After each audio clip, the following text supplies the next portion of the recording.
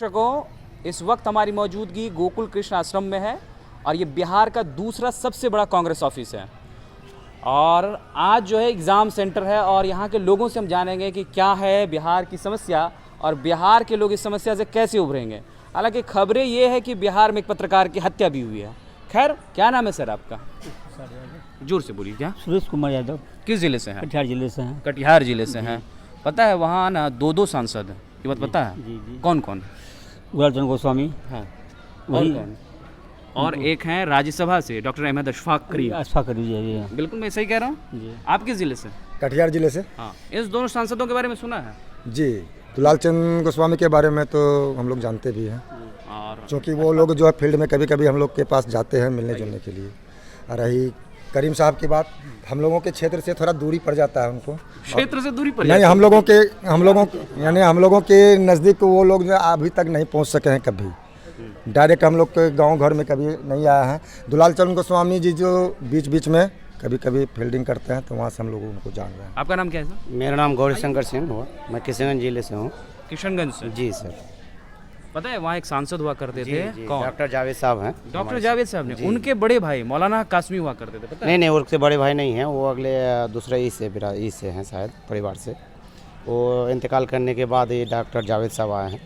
ये चीज़ क्लियरिटी हो रहा है। ये क्लियरिटी है, आप लोग को शायद मालूम नहीं है, हम तो वहाँ के वोटर भी हैं। नहीं, लोग ऐसा कहते हैं कि उनके भाई थे, इसी वजह से नहीं, भाई नहीं है वो। हाँ, उसके रिश्तेदार हो सकते हैं, बात सकते। अच्छा, आइए, आपका नाम क्या है? क्या नाम है आपका? हाँ, नहीं, रुक के सबसे बात करेंगे। संपत जायसवाल। संपत जी, कहाँ से हैं आप? हम अभी नरपतगंज से। नरपतगंज किस जिले में पड़ता है? अररिया जिला में। अररिया से पड़ता है। अररिया का वर्तमान सांसद कौन है पता है? प्रदीप कुमार से। प्रदीप सिंह जी हैं और उन्होंने सरफराज को चुनावी मात दी थी। हाँ, सरफराज जी को चुनावी मात दी थी। तस्लीम साहब के बेटे हैं। खैर, कई सारे लोग हैं कई सारे जिलों से। क्या नाम है सर आपका? आशीष भगत। आशीष भगत जी। अच्छा भगत जी, पता है पूरे बिहार में ना इस बार बिहारी वर्सेस ना पूरे देश में ना मोदी जी होगा, क्या लगता है? तो वोट के समय ही पता चलेगा।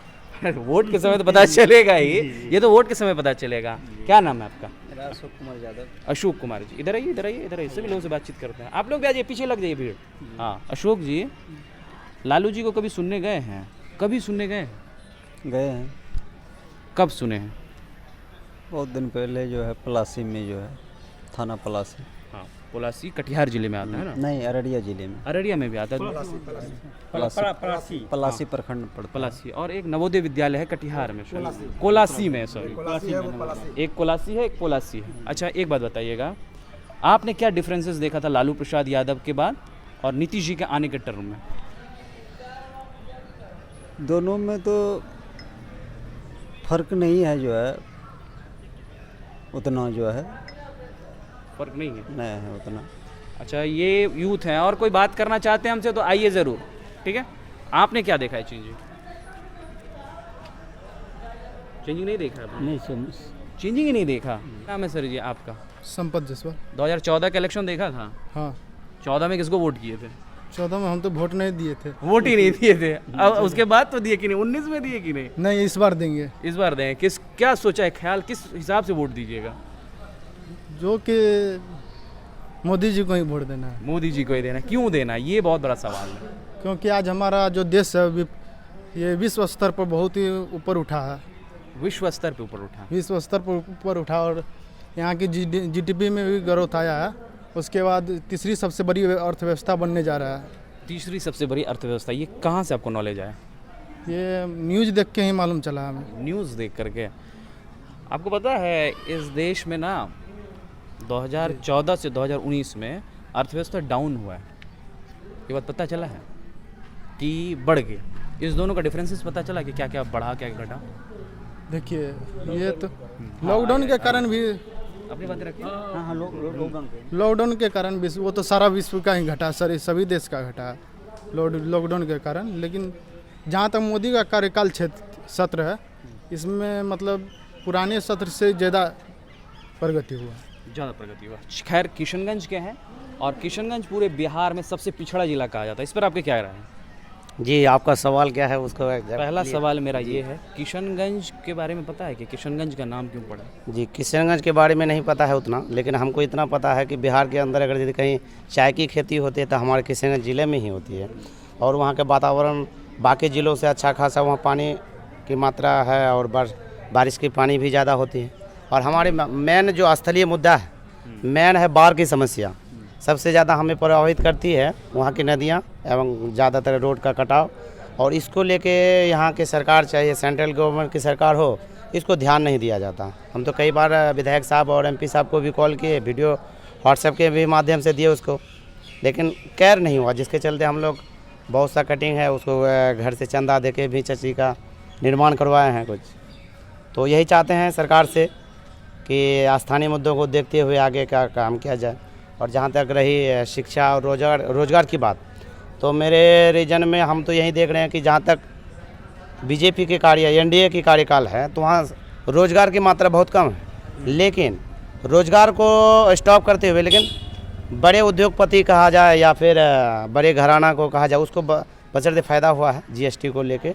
और हम लोग निम्न वर्ग के जितने भी हैं किसान, बुद्धिजीवी, और इसको उतना मतलब नहीं है जीएसटी से। और ज़्यादातर कारोबारियों को फला फूला है। आज 4 से 400 हो गया करोड़, और हम लोग किसान तो जहाँ के हैं वहीं के हैं। अच्छा, किसानों को एक समस्या है, पता है क्या, कि उसको उचित मूल्य नहीं मिलता। हाँ, यही बात तो हम भी कहना चाह रहे हैं कि आर्थिक हम लोग के दृष्टि से विकास नहीं हुआ, लेकिन अगर यदि वैश्विक स्तर पे देखा जाए तो भाई साहब भी सही बोल रहे थे कि विश्व की ये तीसरी अर्थव्यवस्था बहुत जल्दी बनने वाली है, इस पर कोई दो मत नहीं है। लेकिन किसको लेकर ये तीसरी अर्थव्यवस्था बन रहा है, इसका हमको ताल नहीं लग रहा है अभी तक। इसका ताल नहीं लग रहा, ताल नहीं लग हाँ। रहा है। अच्छा, एक बात पता है, मन ग्रंथ कहानी बनाए या वो जैसे आंकड़ा पेश करे, लेकिन है तो सही में तीसरा अर्थव्यवस्था बनने जा रही है। लेकिन धरातल में क्या है, हम लोगों को 1500 टका क्विंटल अभी धान है, हम लोग का दोगुना कब होगा? मोदी जी का सपना, किसानों का आज दोगुना होगा। प्याज हम लोग का 40 टका के 80 टका कब होगा? तो ये देखना है जरा। 40 का 80 होगा ना, तो वो तो बोले थे कि किसानों का आज डबल करेंगे, तो दो बार तो देख लिए। और इस बार महंगाई तो बढ़ गई। हाँ, महंगाई नहीं, आप नहीं समझ पाए, महंगाई बढ़ गई, लेकिन किसानों का आय दोगुना करना है ना, मुद्दा यहाँ था। यहाँ व्यापारियों का आय दोगुना हो जाता है, व्यापारियों का आय दोगुना हुआ है, किसानों का आय जो है कि दोगुना। किसानों को तो वही रेट मिलता है 7 रुपया 6 रुपये का, लेकिन व्यापारियों को रेट देना पड़ता है 40 80 जो भी कहिए। ये सारा फायदा व्यापारी लोगों को होता है, किसान को आज तक फायदा नहीं हो सका। और पूंजीपतियों को फायदा होता है, तो फिर भी लोग मोदी को वोट क्यों देते हैं? देखिए, मोदी को वोट देने के पीछे बहुत सारे कारण हैं। लोगों को एक बार सबसे पहले सुरक्षित, अपने आप को सुरक्षित वो मानने लगते हैं। जैसे मोदी की बात आती है, कैसे सुरक्षित मानेंगे? जैसे बॉर्डर की बात आती है, वहाँ सुरक्षित हम लोग नजर आते हैं, समाचार हम लोग सुनते हैं, देखने तो जाते नहीं है। रही जब हम लोग बिहार देखने नहीं जाते, लेकिन समाचार सुन लिए, सुन के, लेकिन जब हम लोग बिहार के बारे में सोचते हैं तो बिहार में हम लोग देखते हैं जैसा लालू के राज में था, वहाँ डर लगता था बंदूक वालों से, और यहाँ डर लगता है अफसरों से के कलम से। बिना पैसा का तो एक काम नहीं होता। सरकार क्या चीज़ की वेतन दे रही है उसे, लेकिन किसी भी ऑफिस में जाइए, वहाँ पर आपको अतिरिक्त पैसे दे करना होता है, चाहे वो जाति प्रमाण पत्र बनाइए या जन्म प्रमाण पत्र या मृत्यु प्रमाण पत्र। लालू के ज़माने में केवाड़ी बंद करके अंदर सोते थे, और इनके ज़माने में वो केवाड़ी बंद नहीं करना पड़ता है, लेकिन अच्छा काम करने के समय सड़कों पर डर लगता है कहीं हमको अरेस्ट नहीं कर लिया जाए।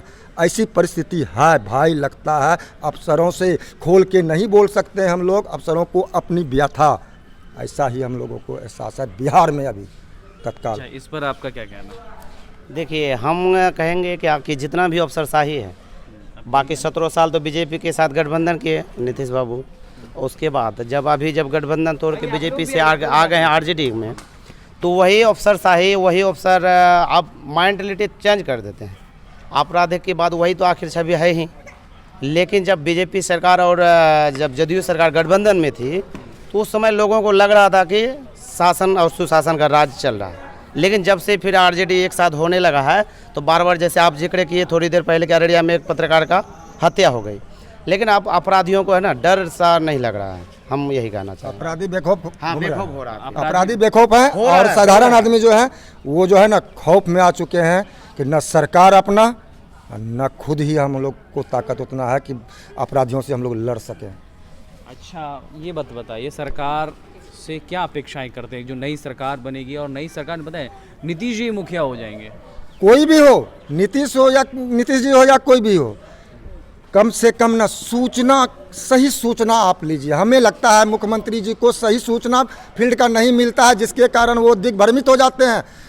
यहाँ के अफसर उनको सही बात नहीं बताते, उनके सलाहकार जो है उनको सही बात नहीं बतला सकते हैं या नहीं बताते हैं। बीच में बिचौलिया घुसकर हम लोगों के सूचना को वहाँ तक नहीं पहुँचने देते हैं और दिग्भ्रमित होकर हमारे मुख्यमंत्री गलत कदम यानी हम लोगों के हित में नहीं उठाकर किसी और के हित में उठा लेते हैं कदम। आपने 15 साल तो नीतीश जी का हो गया है, क्या चेंजिंग हुआ है?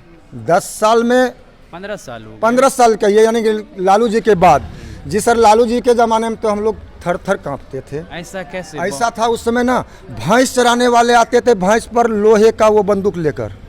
हम लोग किसान आदमी हैं, बंदूक लेकर आते थे और हम लोगों के खेतों में वही देखा है भाई, मैंने तो ऐसा नहीं सुना है। नहीं, हम किसान हैं। सुनिए, ये बताइए। नया सुने लोहे के बंदूक ऐसा माहौल हम लोगों के यहाँ जमीन जगह में था।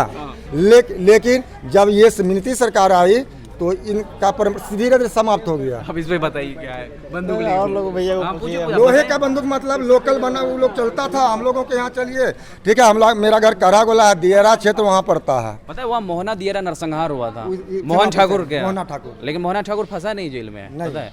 तो इस पर क्या कहना है? वो तो उनकी माता गई है शायद जेल, वो हमारे घर से थोड़ा दूरी पर पड़ता है, ज़्यादा। लेकिन वो भैंस चराने वालों को ही मार रहा था, पता है? हाँ, कुछ पता है उसके बारे में कुछ ज़्यादा हम नहीं बोल सकते हैं, क्योंकि मैं उस ग्राउंड पे गया था। जी, उस ग्राउंड पे मैं गया था और वहाँ पर कई भैंस चराने वालों को सिल्वर टैक्स है। और अगर आप भैंस चरा रहे हैं ना, आपको 30 रुपये पर दिन देना है। भैंस चराने का टैक्स है? नहीं, टैक्स है, वहाँ टैक्स लगता है। आप बताइए अब किसका राज सही है? देखिए, हम तो किसी एक के पक्ष में बोलना नहीं चाहते। वाजिब उस समय भी भय था और आज भी भय है। पुनः जब पत्रकार महोदय की जब हत्या यहाँ पर हुई तो हम लोगों को एक बार अचानक आभास हुआ कि फिर से वही राज, पुरानी 15 साल पहले जो समस्या था वही समस्या आ चुका है। अब हम लोगों को वैसे ही केवाड़ी बंद करके रहना होगा। जी सर, ऐसा तो लगता है 3 दिन से। 3 दिन से आपको लग रहा है? क्या इस पे क्या कहना है आप लोगों का? पत्रकार महोदय का जब हत्या हुआ, पत्रकार की हत्या हो गई, इस पे क्या कहना है? तो ये तो बहुत दुखद घटना है, लेकिन अब हमें फिर से जंगल राज का अनुभव होने लगा। हालांकि लोग नहीं समझ पाए, लोग अंततः किस चीज़ पे बिहार में वोट करते हैं मैं जानता हूँ, नाम नहीं लूँगा। पता है ना किस चीज़ पे वोट करते हैं? पार्टी पॉलिटिक्स या क्या कहता है, जाति विशेष पे, जाति विशेष पे ज़्यादा यहाँ पे वोटिंग होता है। इस बिहार की सबसे बड़ी सच्चाई पता है? वो तो है ही, जाति विशेष पे। हम सामान खरीद रहे हैं, महंगा खरीद रहे हैं, ये चीज़ से मतलब नहीं है। बस किस पार्टी किस जात का है, ये मतलब सबसे ये सबसे बड़ी ये रखती है बिहार में। ये सबसे बड़ी समस्या है। ये सबसे बड़ी समस्या है। ये सबसे बड़ी समस्या है। समय आता है ना, उस समय वोट का समय आता है तो सब आदमी जाति पर उतर आते हैं। यही हम लोग यहाँ देख रहे हैं। वोट में उस समय में जाति में उतर जाते हैं। जी जी, और हत्याएं कोई नई बात तो नहीं है सर, हत्याएं तो होती रहती है। हो ही गया, सरकार किसी का भी हो, क्या जब गठबंधन में था तो नहीं हुआ क्या? जदयू और इसमें जो एनडीए में नहीं, क्या नहीं होता था? ये सब अथी है, तो पार्टी पॉलिटिक्स का अथी है, जाति का समीकरण है, और क्या। अच्छा एक बात बताइए, आप लोग जो यूथ वर्ग हैं, वोट किस मसले पे दीजिएगा? जाति, धर्म या फिर इकोनॉमिकल कंडीशन? Economical condition. लेकिन इकोनॉमिकल कंडीशन का डिस्कस कहाँ होता है? वो तो होता ही नहीं है। समस्या ये है कि नेता अपना इकोनॉमिकल बात बताता है नहीं कि आपकी जेब कैसे भरेगी, जेब से पैसा कैसे कटेगा वो चलेगा। आइए बात करते हैं भाई, नए यूथों से बात करना बहुत ज़रूरी है, वो डरिए नहीं। क्या नाम हुआ आपका? मेरा नाम शशि कुमार है। किस जिले से हैं आप? हम तो मधेपुरा डिस्ट्रिक्ट से। मधेपुरा से हैं। पता है रोम है पोप का, मधेपुरा किसका है? गोप का है। सही बात है ना? अच्छा एक बात बताइए, चंद्रशेखर जी का नाम सुने हैं? बिल्कुल जानते हैं, शिक्षा मंत्री हैं। चंद्रशेखर जी से भी एक फेमस नेता हुए, पता है कौन? बीपी मंडल वहाँ के हुए, नाम सुना है? उन्होंने किस मसले को लेकर पूरे देश में चर्चे में आए थे पता है? आरक्षण। हाँ, आरक्षण। अच्छा मधेपुरा की राजनीति के बारे में कुछ पता है क्या है? देखिए, ऐसे मधेपुरा डिस्ट्रिक्ट में तो हम रहते नहीं हैं, मेरा जन्म स्थान वो है, ज़्यादातर हम पूर्णिया में ही रहे हैं। पूर्णिया में रहे। अच्छा मधेपुरा के एमपी कौन है पता है? एमपी? हाँ, मेंबर ऑफ पार्लियामेंट, जिसको सांसद कहते हैं। सांसद ये क्या नाम है, दिनेश चंद्र यादव जी हैं। अच्छा, क्या लगता है कि किस मसले पर वोट करना चाहिए आप लोगों को? देखिए, सबसे पहली बात तो वोट करना चाहिए, जो कि अभी तक सही से कोई इस मुद्दे पे बात ही नहीं करता है। सबसे ज़्यादा मुद्दा वाला बात है बेरोजगारी। यहाँ पे सबसे बड़ी बात तो ये है, आज देखिए एक वैकेंसी अगर निकलती है उस पे लाखों कैंडिडेट खड़े होते हैं। अभी जितना देख ही लीजिए, जैसे कि अभी टीचर से लेकर के बिहार पुलिस से लेकर एक चपरासी तक का अगर कोई भी वैकेंसी आता है तो उस पे एक सीट पे लगभग लाखों कैंडिडेट उन पे क्या कहते हैं जिम्मेवार होते हैं, मतलब उसके प्रति ही रहते हैं, जो मेरा हो या मेरा हो, ठीक है। लेकिन इस पे कोई सवाल ही नहीं, यहाँ पे कोई किसी भी प्रकार की कोई नीति ही नहीं चल रही। यहाँ कितने आदमी यहाँ पे हैं बिहार में जो कि बिहार का बजट देखे होंगे, किस क्षेत्र में क्या कितना पैसा लग रहा है, कोई इनको किसी भी इन सब चीज़ों से कोई मतलब ही नहीं है। इनको मतलब है कि ये मेरे कास्ट का है, इसको हम वोट देंगे, तुम भी इसी कास्ट को वोट दो, बस जातिवाद चलती है। जातिवाद पे ही 80% वोट तो जातिवाद पे ही है, शिक्षा का बात ही नहीं होता है। बहरहाल, आपको हमारा ये वीडियो कैसा लगा, आप अपनी राय हमारे कमेंट बॉक्स में ज़रूर दें। अगर आप हमारा ये वीडियो फेसबुक पे देख रहे हैं तो हमारा फेसबुक पेज लाइक करें। अगर आप हमारा ये वीडियो यूट्यूब पर देख रहे हैं तो यूट्यूब चैनल सब्सक्राइब कर लें। शुक्रिया।